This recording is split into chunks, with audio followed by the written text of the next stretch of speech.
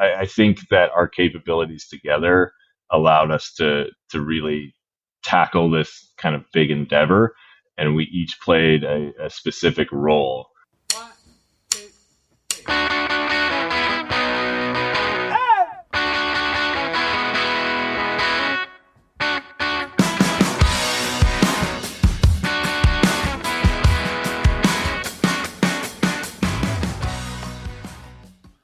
This week, we're talking to a founder of a food company, Drew Anderson, all about his company, Cleveland Kitchen. Tim, I'm excited to get into this conversation with Drew, talking about his company, Cleveland Kitchen. Tim, you love fermented foods, so we're going to get into all of that.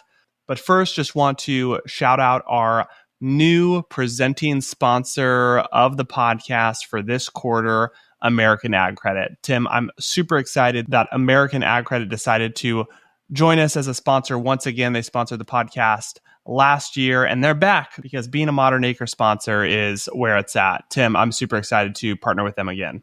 Yeah, we're a customer of American Ag Credit on the farm. We've worked with them on land financing, line of credit, construction loans. So they offer kind of a full suite of financial products. So it's been awesome working with the team. They have offices all throughout the West Coast. We work with a local branch in Stockton and have just deep ties and relationships there. So it's a lender that we have a personal relationship with, and it's been awesome to grow the farm alongside of them.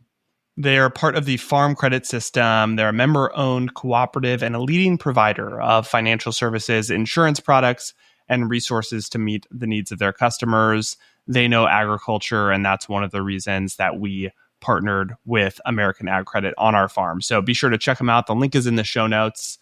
All right, Tim, we're getting into it. I love talking to food founders. We talk a lot of ag, a lot of farming on this podcast, but we love also talking to food founders, and it's in our DNA. We've been talking to, I think, very early in the podcast. We got a lot of CPG founders on the podcast, so it's always good to see that side of food and agriculture. And Drew has such an awesome story, founding the company with his brothers. They are Ohio-based. They specialize in fermented and culinary vegetable products, an area that you love, Tim. And we get into where they are today, their growth trajectory, why they're in this niche category, and kind of where they're going. So we tackle it all. Yeah, it's such a fun story. Like they started in 2013, and it was kind of like the classic CPG startup of like doing something that's kind of like not mainstream yet, to fermented foods, make it in a dorm room, and then seeing people like, hey, make more of this. And all of a sudden it turns into a business. It's been really cool to see them grow and add product lines. They bought a company out in California called Sonoma Brinery to kind of expand their infrastructure. They've done some creative stuff on the investment side, working with one of the largest cabbage producers in Ohio to be their main supplier for their sauerkraut line. So just really cool to see this company grow and just like the trajectory they've been on. With that, we'll jump in with what's top of mind for Drew. We've got a big year ahead of us. I've got a great team, and if you asked my brothers and I 5 years ago, showed us the team that we'd have and the folks and the quality and the talent, we've been blown away and not believed it. And so we're excited. We've got a lot of goals set for this year.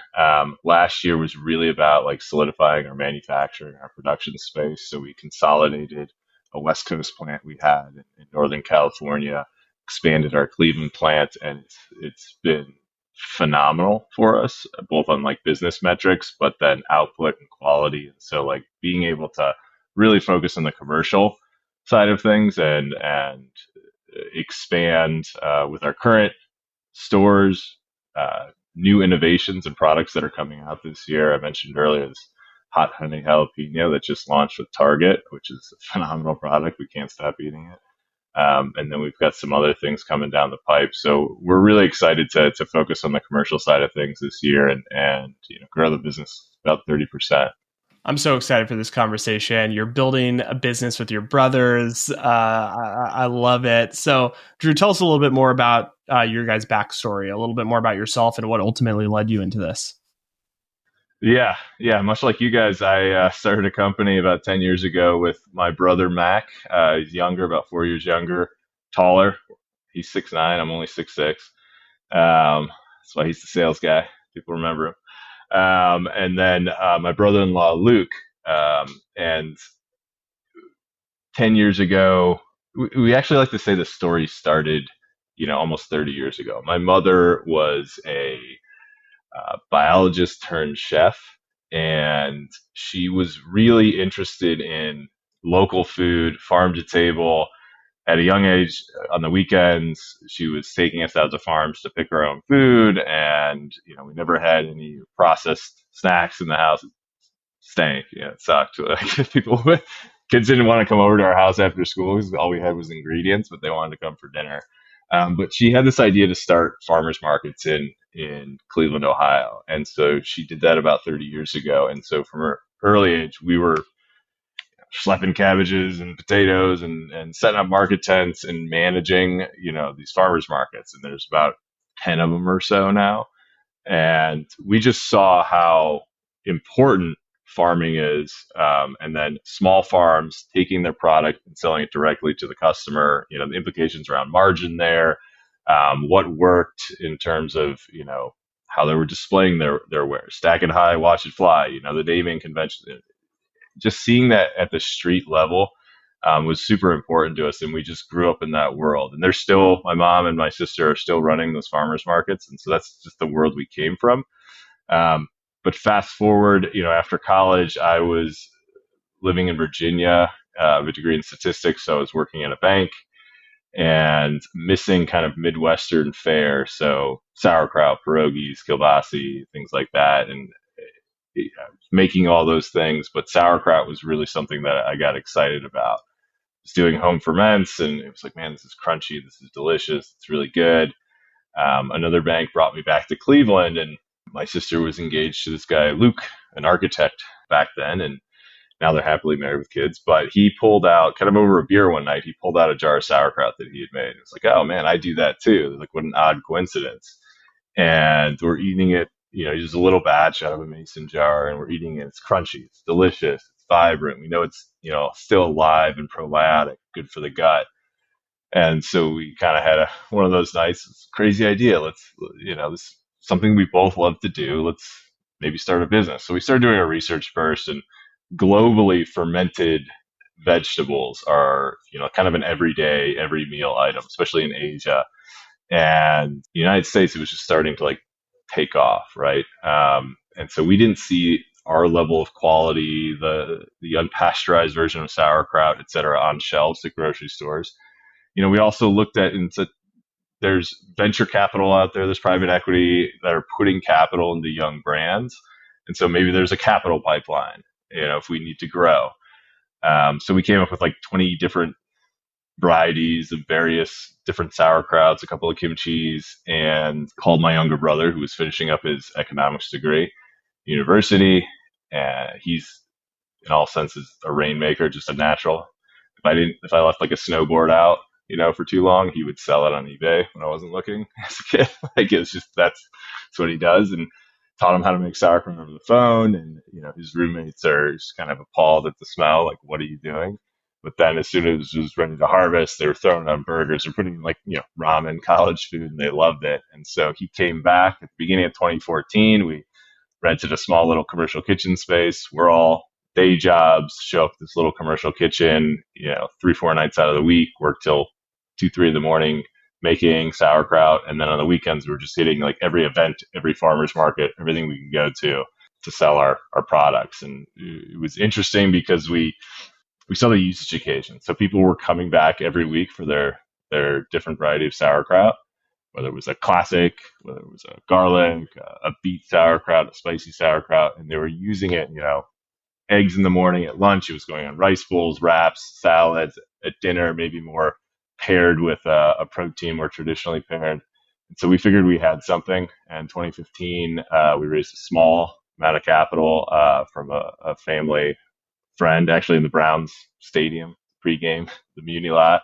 We're handing out samples, and there was a guy who's like, "Oh, I buy this stuff at the farmer's market." Dr. Julian Kim, Korean American. He loves our spicy sauerkraut because it reminded him of kimchi. And he's like, "I'll give you 50 grand." We're like, "Great, we'll take it." built our own little commercial kitchen, came up with a retail pack, and launched into some local retailers towards the end of 2015. Um, Fast forward, we're the number one brand in sauerkraut in the nation, and we're the number one kimchi brand in the nation.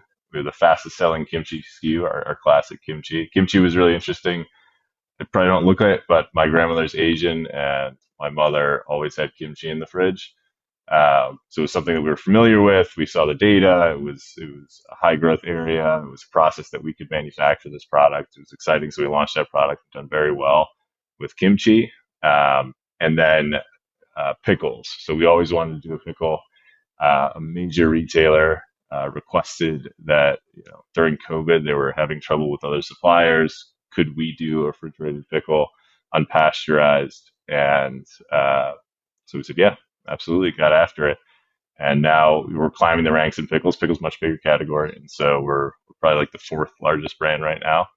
But some other products that we've worked on, but now we're getting into like veg and other delicious, crunchy, gut healthy products. But it's pretty exciting, and like I mentioned earlier, we manufacture everything in house in our plant in Cleveland, and I've got a great team, about 140 folks now, and continuing to grow.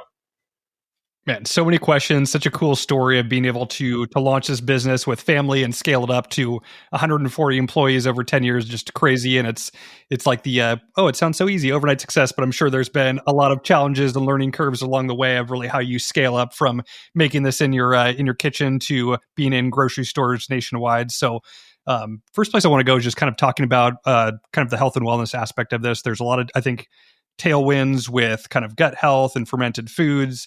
Probably wasn't the case 10 years ago. Like, you started with a good product and you probably are seeing a lot of momentum build around there. So maybe just talk to us about the role that kind of the health plays into this product. Yeah. I mean, just a caveat, we firmly believe that you can have the healthiest product in the world, but if it doesn't taste good, it isn't crunchy, isn't vibrant, it's not going to work on shelf. And so you're not going to deliver that benefit. And so we always prioritize flavor, crunch, freshness, etc. Health is a very close second to that, but product just won't win if it doesn't taste good. And so that's the one caveat there. But we also believe that we don't think the gut health trend has really even started in the United States. We think, there's a lot big health movement in America right now, and I think that's definitely helping. But what we're really seeing is like different studies come out, different data points, more and more of like the next generation. So Gen Z over indexes with concern about gut health. Survey that came out like a month and a half ago. And I think some of, this generation's influencers, the Hubermans, the Atias, and Dr. Rhonda Patrick, just talking about gut health and how important it is. And we're hearing from some of our investors as well. Like I mentioned, Dr. Kim, he runs a huge hospital system. And he's seeing studies that in terms of like cancer treatment, your body, if you have a healthy gut, will receive cancer treatment at a much higher rate, and your probability of success is significantly higher. And he's like, when this starts to get public, people are going to be eating kimchi for dessert. So I think the trend really hasn't even started yet. The brain gut health connection, right? Inflammation, being able to not only the impacts of having a healthy gut on your body, but fermented foods. So if you eat a cabbage raw, right? Cabbage has all kinds of potassium, vitamin C, all this good stuff. But if you eat it raw, you can only pull.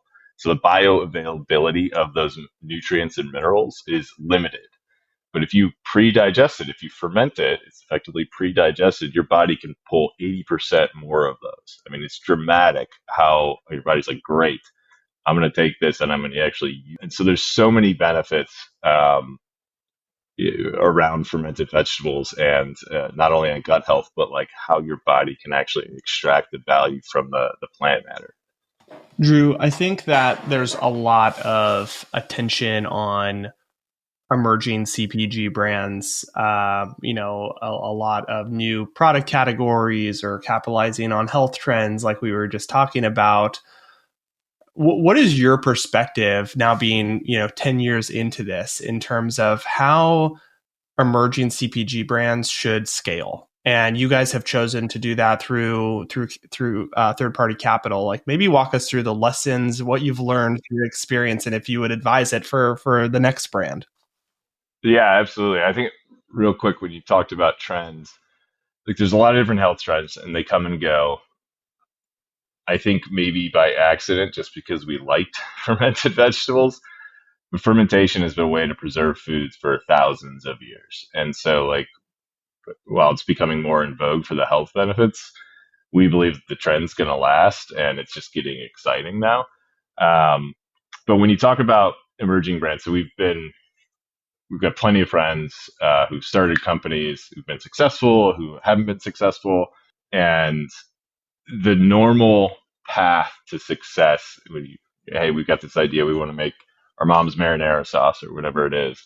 You start out with a brand, you get your products, you get the brand around it, tend to go and find a co-manufacturer because somebody already has scale that can make your product, and you can focus on the original recipe and the story behind it and getting into stores, et cetera, et cetera. We're a little different because we couldn't find anyone to produce our products in the manner that we wanted them produced. There's not many people that do what our plant does. And so we said, all right, we'll manufacture. It was an easy decision at the time. It's cost us quite a bit of money. And so to build a manufacturing and to scale a brand, support a sales team, support a marketing team, support all the folks that are on the floor, whether they're driving a forklift, on the line, running quality control. Like, it takes a lot of capital and the infrastructure that we had to put in. And now, we're at the point where it's paying off. But it was a long road of raising capital. And you start with, friends and family, folks who were buying from us at the farmers markets, who turns out, they're wealthy and they really like our product and want to see us succeed. I mean, you start there and you gain some traction and you gain, some brand awareness, and you're starting to work with the Whole Foods and the Sprouts and the natural channel. And then you can go to kind of some of the smaller food focused VCs who, oftentimes it's a former founder or someone who's been in the business and they understand what you're going through, and they're like, hey, we're going to help fund this. We think you're going to be a success, and we're going to try and provide resources, folks for you to talk to, mentors, advisors, people that have done this before. Maybe they have, access to people at various grocery stores at high levels that can help, get the product in. And then, you get to a point where you're attractive enough, where now strategics are looking at you, very large companies, because you've built something that they cannot build internally in the big corporate. They're good at a lot of things, but being super innovative and building authentic brands around authentic products, they potentially can't do that internally. And so that's generally the pathway. Most products, you find a co-packer and you're really the marketing and the brand, and maybe you have a hand in the R&D of new products. We're a little different that we manufacture everything. I think that's our strong suit now, and it's the foundation of this business, quality first. And so I think that's going to lead to our long-term success, but it's definitely expensive and difficult. Drew, let's dig into the supply chain a little bit. You mentioned all these cool products. You're talking about pickles. We grow cucumbers on the farm, so my mind is already racing. We're talking jalapenos. Talk to us about how you kind of build out your supply chain. I'm sure early on it's working with those local farms that you visited as a child, but as this scales up, like, how do you work with growers to kind of scale up the efforts and maintain the consistency of product? Yeah, no, absolutely. It's a huge part of it. So, some of our biggest inputs are cabbage and cucumbers, right? So cabbage, we got, I'm gonna say lucky, but we got lucky. Yeah. One of I'd say the second largest cabbage grower in the United States happened to be headquartered in Ohio. A lot of fields in Ohio, a lot of fields in Michigan. They follow the season. So they have fields in Florida and Georgia, and they follow the season, much like they follow the season in California in the Valley. And so we had been buying spot market, which is expensive. Quality is, unreliable. And one day we get a call from the the CEO and founder of this cabbage organization. It was like, hey, I've been watching you guys. I want to come take a look. So we took a look. His quality, it doesn't sell on spot market. It's all to kind of manufacturers or large users. It's not really retail product, which is different. For sauerkraut, you want a heartier, denser cabbage, right? You can go bigger, whereas retail, you want kind of like the prettier, smaller. Um, and he came in and they said, hey, we're doing a capital raise round. Do you want to invest? And they invested. And so they've been on our cap table and they have a stake in the game. They've got skin in the game. And, we go down and we're at their fields. They take fantastic care of us. We don't have like a contract with them to say we can only buy from them. It was something that I wasn't willing to do at the time, but we've never bought from anywhere else. It's been phenomenal, and it's just been a great partnership. So I think we've got very lucky there for that input. For cucumber sides, we work with, I think almost a dozen farms, depending on the season. We're lucky to be in Ohio where in the summertime and into the fall, we can be purchasing from farms in Ohio, in Michigan, Wisconsin, and it's great, beautiful product. And then in limited amount of times in the winter, we'll go down to Mexico where there's a handful of large family farms that we work with, and then Florida as well. So you need to have these relationships. We need to believe when you're approaching a new supplier for anything, whether you're buying corrugated, boxes, or you're going to do millions of dollars worth of cabbage, you want to say, here's our vision. This is what we're doing, right? This is our goal. This is the strategy that we're going to get there. We believe we're going to, here, this is where we are today. We're really going to get this big, and that means X amount of dollars for you and a true long-term partner. Partnership is like the most bastardized term in the business lexicon, but like the fact of the matter is, like, you want someone to be your partner in this mission because they're growing a business, you're growing a business.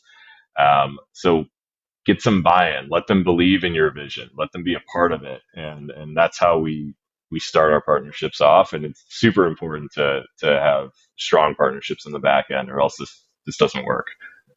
I want to get into another partnership, the Sonoma Brinery acquisition. Could you tell us a little bit more of how that came together? We're always fascinated about how these deals happen, especially for an emerging, growing company. Like, walk us through that relationship.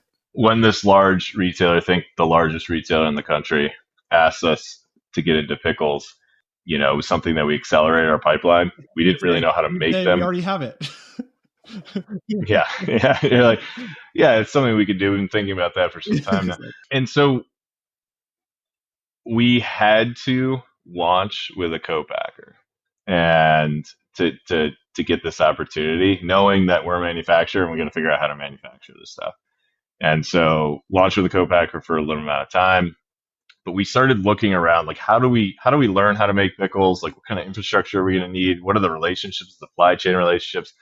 And there was a friendly, competitive relationship we had with Sonoma Brinery. And Dave Arith, who started Sonoma Brinery, he's a true scientist and kind of innovator, super smart guy, and he makes fantastic products. So he had a sauerkraut product, but he really started with a fully fermented pickle. It's called the Manhattan. We still make it today.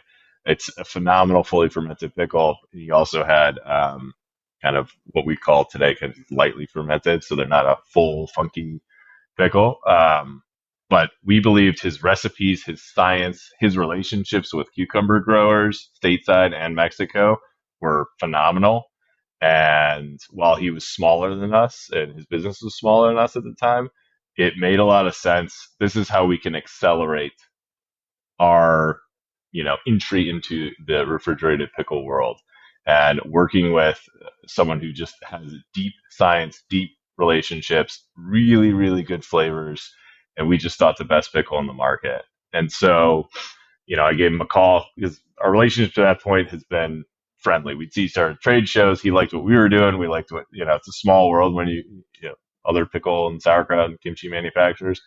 And he was just really friendly and helpful to us. And so I gave him a call and I said, listen, here's what we're doing. We're getting pickles.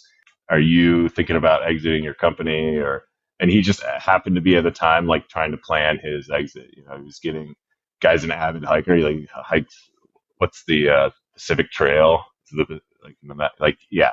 He wanted to get back to doing some of the fun things in life, and we gave him that opportunity. So we partnered, we acquired the company. He rolled in a lot of equity, so he's part of our company now, and we were able to accelerate ourselves into pickles and get a ton of knowledge, a lot of good folks, and great recipes, and we still make that brand to his quality spec, and they're phenomenal. That's super cool. Well, Drew, let's talk a little bit about kind of the growth plan moving forward. You've been able to grow slowly but surely over the past 10 years, adding in new SKUs, new products, new markets, getting into California with Sonoma Brinery. Talk to us about kind of the product roadmap and how you're looking to expand the company from here.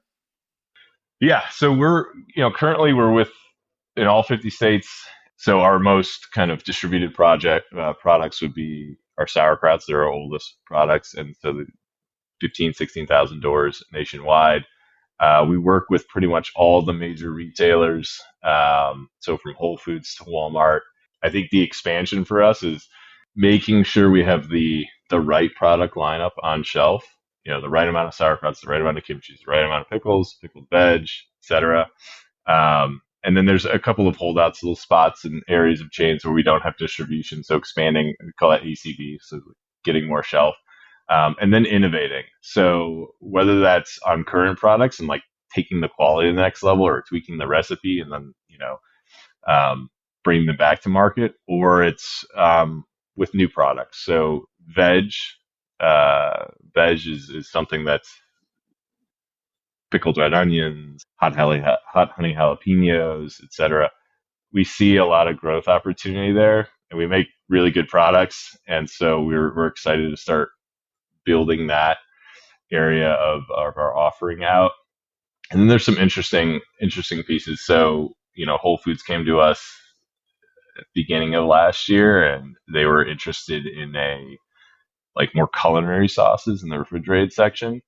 And we had been doing like a fermented dressing that we had made kind of in partnership with Kraft Heinz from an incubator program we were in 2018. And it was, to my earlier point, it was more health focused rather than flavor focused. It was working in some areas, but it wasn't it was kind of a miss. And so when Whole Foods asked, "Hey, can you do something more culinary?"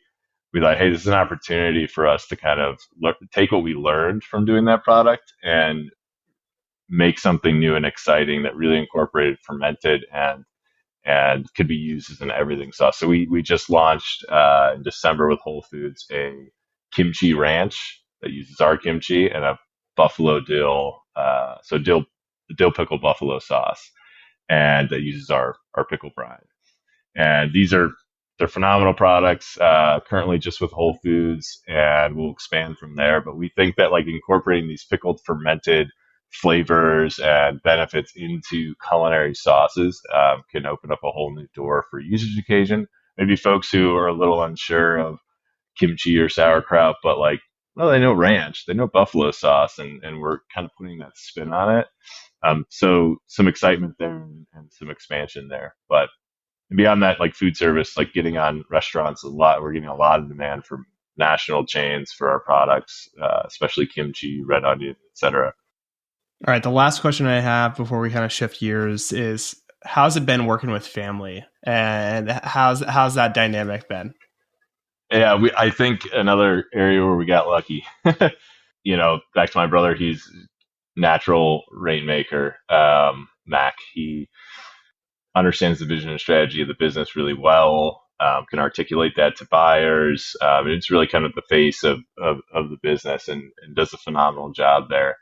I can do some of that, but I'm not nearly as good as him. My brother-in-law, Luke, architecture background, very process oriented, very linear and stage gate, etc. And so you need that kind of expertise when you're building manufacturing and building operation. And so it was a natural fit there.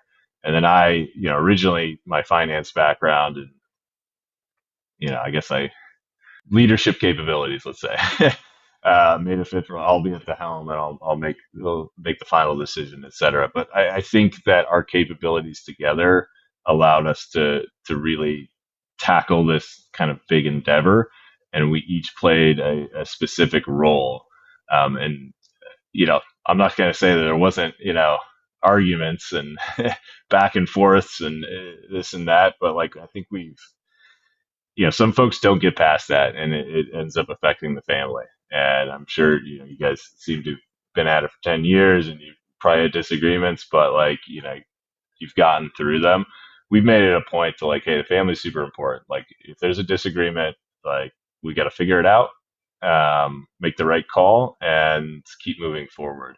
Something that we say in our company kind of came from the three brothers to battle it. Fierce internal debate, one external voice, right? So we can argue all we want, but when the decision is made to go left, everyone's going left, and we're going to try to make it as fruitful as possible. And so that's something that, as we've hired more and more folks and the leadership team has expanded, we've kept that mantra, and it's been successful for us. Love that. Well, Drew, a question to wrap up that we ask all of our guests: what's your food or ag hot take? I think fermented is the future. Like, obviously, I'm going to pitch my own stuff, but I didn't used to eat, like, bread slows me down a lot, and maybe it's because of the stuff they're adding into American flours or whatever, but I'm eating more bread than I ever have because my wife is an avid fermenter of sourdough, and I can digest it well. And I think people are going to discover this, and they are already. But like more and more, the fermented is just, it makes you feel better, and that's kind of the first indicator. Like, hey, I ate that and I felt better. Something's right here. My body's telling me to go eat more of that.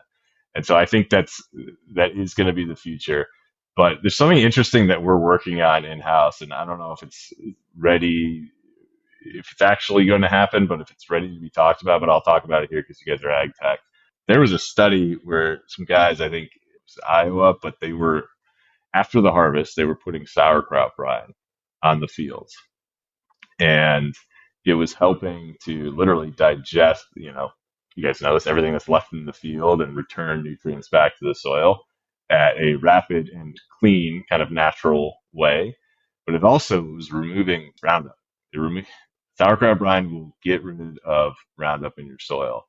And we've found out about that, and we've partnered with like a natural ag supplier of various things that you guys need to grow, whether they're this particular case, how do you return nutrients back to the ground after you harvest. And potentially we're coming out with a product that uses some of our waste brine to help naturally return nutrients to the soil, get rid of any Roundup. If you're trying to like remediate, hey, we want this field that was previously used for one way to be used for another way, and you can use. So basically it's farm to ferment, back to farm. And we think that there's potentially a huge avenue there where we could be what our products do for the human gut, potentially maybe the same thing that it does for the soil gut, right? And the microbes in soil. And I think that's really interesting and exciting, and a lot of work to be done there, but it's just something cool that we kind of stumbled upon, and we're really interested in. That is amazing. I love that.